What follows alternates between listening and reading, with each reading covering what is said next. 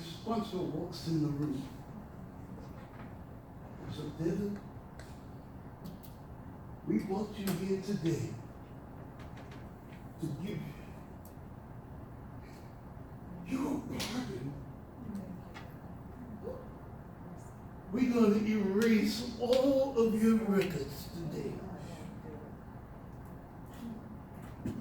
We watched how you conduct that room with such integrity that we realized that you would be an awesome social worker, and we don't want to miss that.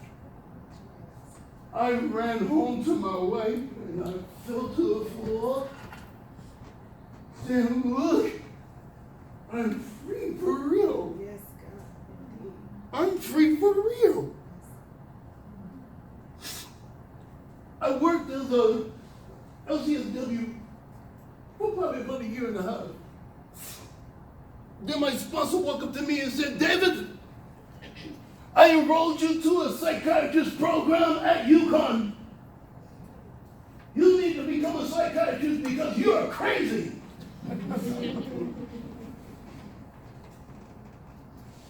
And I went in there.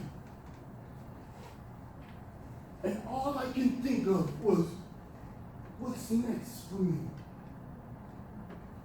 But there was an issue. I was still medically ill. My grandfather died at 35. My father died at 43. My brother died at 42. They told me I was supposed to die at 24. I live with Huntington's disease. Huntington's disease is the deterioration of the brain. And when I got there, I became a psychiatrist, and I was so happy to walk across the stage. Then my sponsor looks at me and said, okay, that's well and good. Now you have to go to become a neurologist because you need to address your medical problem. And the only person that could find the answer is you through desperation. And when I became a board certified neurologist, I was trying to find out how to find Huntington's disease. And there was only, at that time, probably 3 neuro-ophthalmologists in the United States. And he's the only person that can look through my eyes and find it in the back of my brain. And so when he found it, he told me, you know, there's only a matter of time. I said, I'm not looking for my funeral. I'm looking for my days to make change. That's right. Yes, that's good. That's good. It was so severe that my illness had grew that big. So anyway, so while I was going through all this transition, it was terrible. I did this yesterday because I wanted to make sure that I was correct. I went on Google and I Googled Huntington's disease. Do you know what they said about it? We have very little data because most of them kill themselves due to the pain. So when I came here to Georgia, I came here, the Department of Justice sent me here in 2009 because your mental health system was upside down. And my budget was $570 million a year. And I had Georgia by the neck. Going, either you change or you don't get this money. So I went in there, we changed the whole thing. Because everybody thinks that the Department of Justice is a system that primarily deals with crime. But no, we deal primarily with behaviors. And what people do, my job is people kill people and they plead insanity. And I'm the first person they meet. I got 1,000 different tricks up my sleeve to make a man tell me who he is. And if you fail, you will stand trial. I'm no better than nobody because there were days that I was supposed to stand trial. But I never pleaded insanity. I just pleaded anger. So while we were going through the process of going through the changing of the mental health and the changing of the guards, we realized that there were some changes that need to happen. And most of the time, I never realized that I was going to manage so many people. And can I tell you a funny joke before I move on? I was at the Capitol. I was telling my sponsor this. I love you, baby. That's my sponsor, the man who keeps me in order. So anyway, I went to the Capitol one day. It was me and four of my understudies and our wives went to this meeting, and I heard young Kemp say, "I'm trying to find Dr. Daniels. Dr. Daniels in here." He walks up to the table. Excuse me, man. He's leaning on my shoulder, talking to my staff, saying, "When are y'all gonna release the money? I'm trying to figure out what y'all going to do." And they all looked at him and said, "We need to ask him." He said, turned deep red. And I said, well, first of all, I didn't give you permission. He discriminated. He was using prejudice at the table. And I was the only Mufasa at the table. You feel what I'm saying? I'm trying to tell you, color don't mean nothing if you don't understand who you are and what you bring to the table. You know what I'm saying? And guess what? I wasn't rude to him, but I just wanted him to get off my shoulder. So I kept on going. So, check it out. I became even worse. So this is what I did. I started to go onto the internet and say, I need a hospital that will work with me and let me control the treatment. I went to all these different hospitals in Georgia. Then my friend walked up to me, the chief surgeon at Emory. He said, "Dr. D, you know what? I'll follow you. You create the treatment." But what I did first was I donated my body to science. Because guess what? When you hear truth, I thought if I live another 6 months. Right now, I'm at the last stages of my life. Everything has changed so dramatically. I've been married for 37 years. I met my wife when we were 11 years old. 44 years of my life with the same woman, and I call her my sweet. I tried to get her to come here, but you know what she said? I have to live with you that way. You just tell them your story. The pain that you are experiencing, I've been experiencing every day. I have created this treatment plan that's out of I'm talking about when I tell you over the top amazing. First I started going through chemotherapy. Then I tried the radiation. My body's all filled with sores from the radiation. Where I was trying to make an answer. The world needs to know that there is hope. Yes. And you have to sometimes be the key. Yes. That wakes people up. And every time I go in there, I change the treatment now. They use 2 needles about this big on both sides of my head. And we call it motion ejection. It breaks through the bone. It goes right into the brain. They release the medication, and I can't feel my face for a week. But it then goes down. But the other day, I got my birthday. It's like, why are you standing here? All of my fighting cells and my body is gone.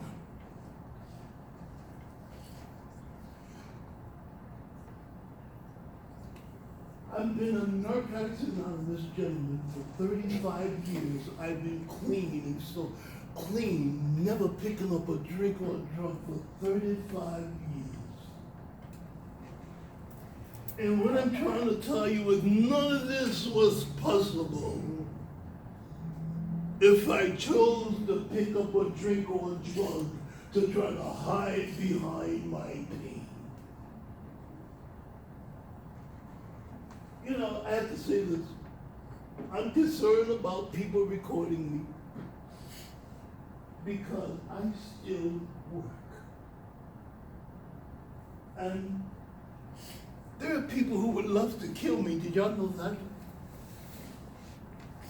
I put their families in jail. I lock people up and make them do life for taking the life of another. But my life is so important to my wife. I got 3 children. One is a psychiatrist, one is an electrical engineer, and my son is the chief of respiratory at Grady, where he runs the burn unit. I told my children, could nobody have sex until you give me a college degree. That's some control, isn't it? That's some control. I had no serious control. I'm saying I had control issues because I wanted them to be able to change the world one day at a time. When my daughter got her doctorate, it's all about the Families Incorporated. I told her, this is your inheritance. One of the largest companies up in the state of Connecticut, Massachusetts, Maine, Vermont, New Hampshire, New Jersey, New York, was powerful clinical service team of the ever gathered together to create change. Building positive change through education was my dream. I wanted to build positive change through education, so that's what I need. And I told my son, I said, one of these days, you're going to have to make a difference. And I remember when some of that, I was sharing my thoughts with this. I remember a gentleman,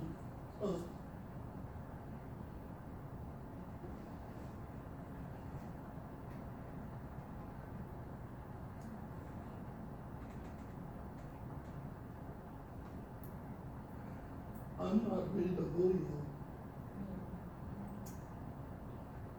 I'm not ready yet.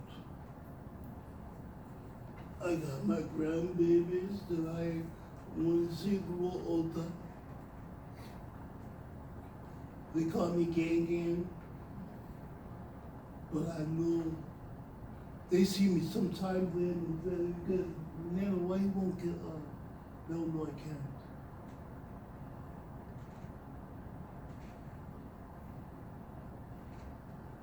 Value. I value you. Because I learned that in this business we have to learn trust. Right? Teaching, reaching, understanding, and supporting together. My acronyms for trust. We have to learn how to teach. We have to learn how to reach. We have to learn how to understand. We have to learn how to support. We have to do it with somebody and not ourselves only. When you make a difference, different makers make difference. I believe in that concept. I don't even know why y'all have me here. I'm so unworthy of sitting in front of a whole bunch of great knowledgeable individuals, and here I am. I wish I was doing this when I was strong. I wish I was able to say, do you know how you matter? Don't do this. Get your body checked, please. Can I say that? Can I talk like that? Get your bodies checked. Don't do like me. Go at 24, I knew. They told me, okay, if you live to be 28, it'll be a miracle. And 28 came. They said, if you live to be 30, it's going to be a miracle. 30 came. They said, if you live to be 34, it's going to be a miracle. 34 came. I found out that they were trying to put me in the ground every 4 years. Well, you have to find a purpose. The word is called koinonia. The Greek word for purpose, unity. Unity, people coming together for purpose sake. And I have not much to offer anybody. Yes, I do. I'm really lying. Yeah, you want, I tell people, I've learned how to enjoy a lot. I'm a very simple man. You can ask my esposa. I'm a very simple man. All I believe now is making sure everybody have life insurance. I bought a insurance card policy for my son so he can have it on me, on my daughter so she can have it on me. I put some on my grandchildren so they can have it on me. I got 5 more minutes. I can do this in 3. Everything that we need. You are 1 second away from a miracle, young man. What I learned, you know what I learned? How to survive. I've learned to survive. And I'm sad because I feel like I'm telling y'all this big old sad story, and it's really not a story of sadness. This is a story of victory. Even while crying, even while I'm mourning on the inside, because every time I tell the story, it hurts even more. However, this is what I have been hitting Huntington. You hear me? I'm talking about. Every time I get hit, I was hitting him. He's so sore. I'm talking about Huntington's disease. He's so sore and so abused, he wished that he had another body to hold on to, not mine. Because he never thought he was going to be in such a war.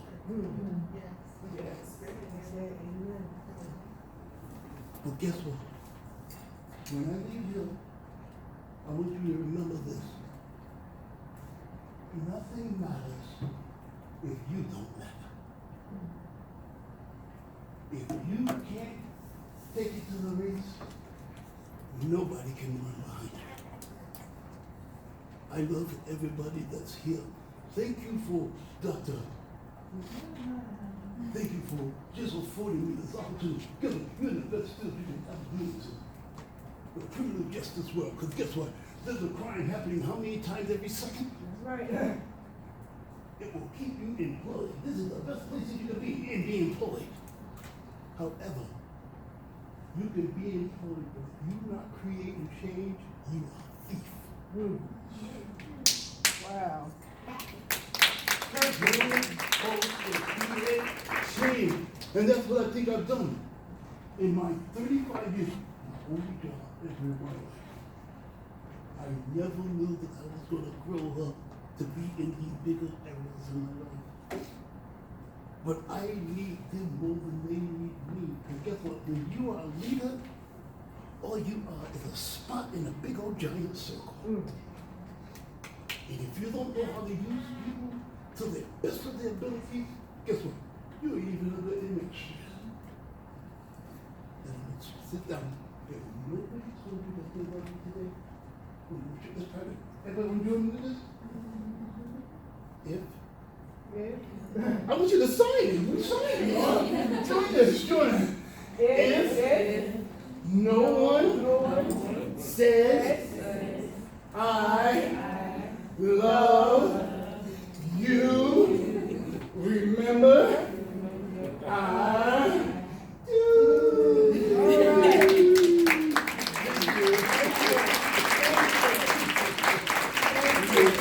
I love it. Amazing. Survivor, New Yorker, gangbanger, fighter, doctor. Oh my goodness. Pain the power. Pain the power. One more time. What I love about it is that I love to hear a man tell his survival story. You know, no shade in that. A man telling his survival story. So give it up for him, you know? Okay, before my stubborn sister and my spiritual blue tell the story, Ashley, come up here, please. So let me give you guys, Ashley's going to give us 10 minutes. This is the first time that she's giving us her story. 10 minutes. So I'm going to stand up here with her because it was first. So 10 minutes, Ashley. I know it did. So, Ashley, how old are you? Ashley's 20 years old. And she's going to give you 10 minutes, and we're going to bear with her because she's just learning and just opening up.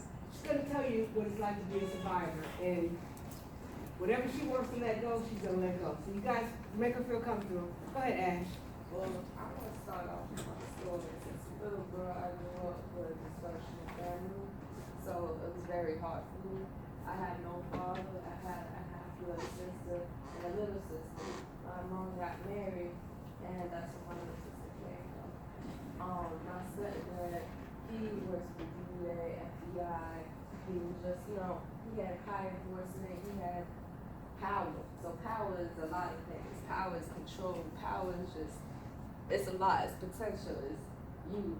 When you're 20 or younger, you don't really have that much power like everybody else has. So you learning, you're trying to gain from that power, you're trying to understand from that power. But see, I didn't understand. I didn't understand what was going on. I couldn't really key in how to, move forward through my situation. See, I also got raped when I was a little girl with my older sister. My sister, and her name is Stephanie. Stephanie, she was in love with my stepdad's son. And, well, he took abuse of my youth and my sister's youth. And my stepfather also took my youth. He would always used to do things to me. I didn't have no right. I couldn't speak. When I tried speaking to my mom, it's like she couldn't hear. She just didn't know what to believe until, one day she had to open her ears and hear.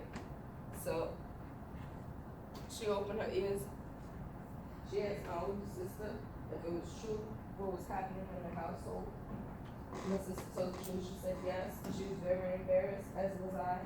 I was only 10, 9, 10. My older sister was maybe 16, 17. My stepbrother was 25. So like I said, power was a very control thing. I had to grow up at a young age. I had to view things at a young age. I was always a strong sprout of the household, even though with all the pain that I go through, but like you say, you gotta move through your pain. You gotta speak up. And speaking up is something that makes me stronger. It makes me move past anything that I go through. I used to be very suicidal. I used to cut. I used to do a lot of things. It's just a lot of things I can't really explain, but it's a lot of things. But I went through it. I went through the stages. There was a lot of stages. It was hard, but here I am. It was close for me where I was at the point where I almost didn't graduate high school my senior year. Because, like I said, my family was dysfunctional. My stepdad, he was very abusive to my mother, to me, to my sisters. It was control. I couldn't do what I wanted to do. I couldn't get a job. I couldn't see my father. I never had my real father in my life because my stepfather took that away from me. He made my real father sign his parent right away, so I never really had the chance to have my father in my life. So that's but now I still talk to my real dad. You know, the past is the past, so send the past stays in the past. So send your present and your future is what makes you who you are. So you just gotta look through yourself, look in yourself in the mirror, and say, this is who I am, this is who I'm gonna be. I will, I can, and I must. So those are 3 things you always gotta keep in your mind. Keep reminding yourself. You can, you must, and you will, and you can. So I just said that again, but you know.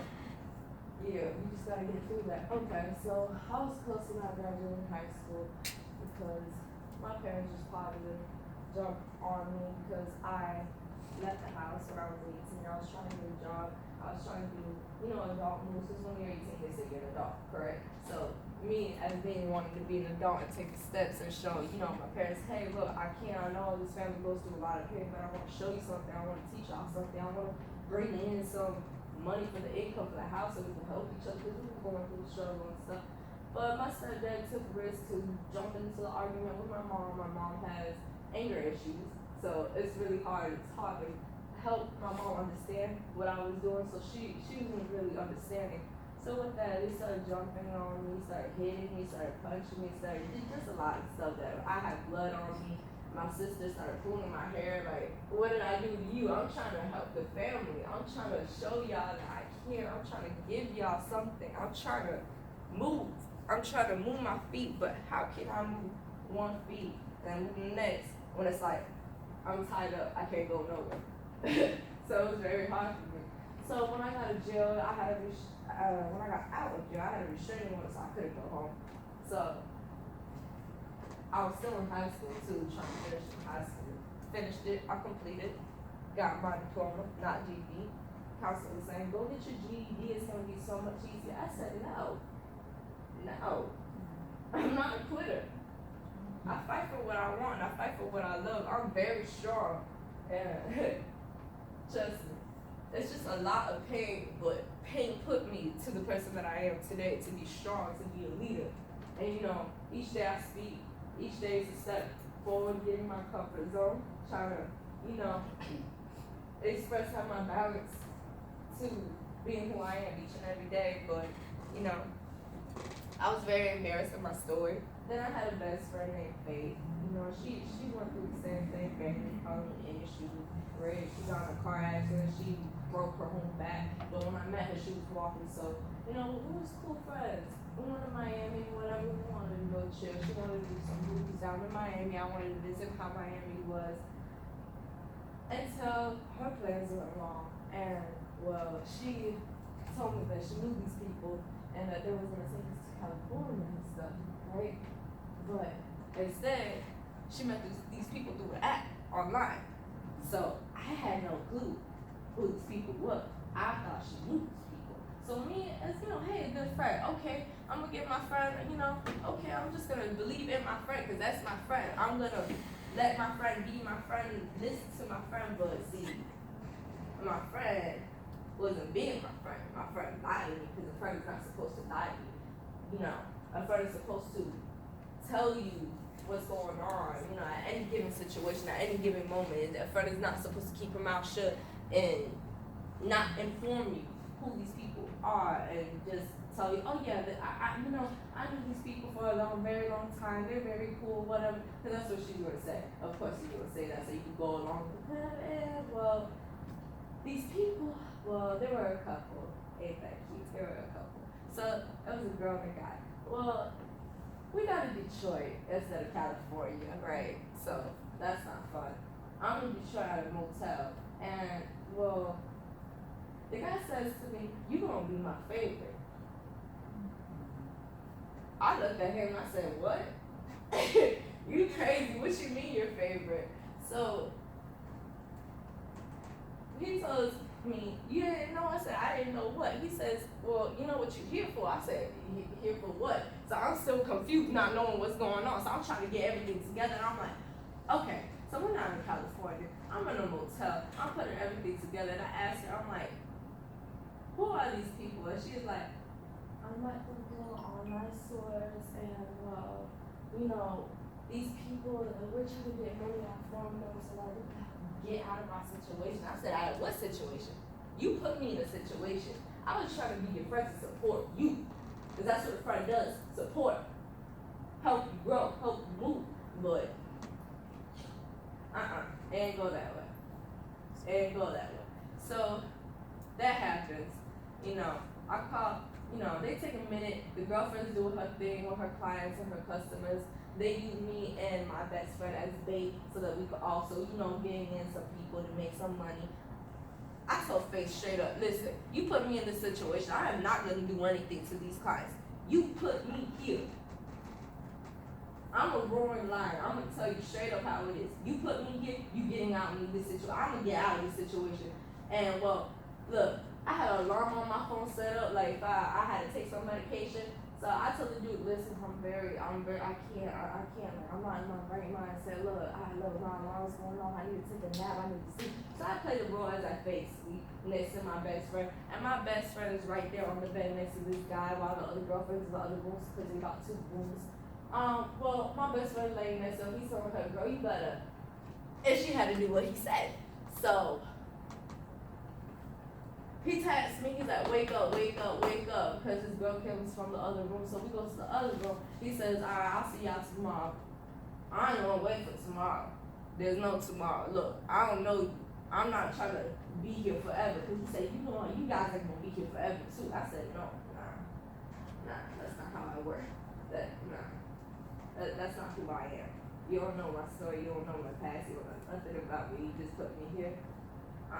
So I told my best friend, listen, I love you, but right now I wish I could just smack you so many goddamn times around the face, but I'm not, because I'm not even gonna waste my breath doing that. So what I did was call the lobby downstairs, and I told them to check the cameras. They checked the cameras, and about 12 to, well, she was the police, let me put it that way, the police, they called the police, and the police came to my door. Thank God they didn't go to the other door, because remember, they booked 2 rooms. So they came to my door. I told them, look, you can't be just standing out in the hallway, because literally the room next door was the room of the people that kidnapped us, took us to do this trafficking and stuff. I said, I had no clue what my best friend was putting me in, what situation I was walking in. I really didn't think none of this was going to happen. What I thought was we was going to Miami to then go to California, but her plans and everything just went wrong. So they were like, okay, how old are you? Where are you from? I showed them my ID and this, and they said, okay. So they just told me to wait in the room with my best friend. They arrested the other 2 couples. So now we were involved with FBI and stuff, because in my record seat, my stepdad, he works with the FBI, and on top of that, my stepbrother that raped me and my older sister when I was young, that was in my record too, because he did what he did. So obviously that's gonna show a sex offender in my records.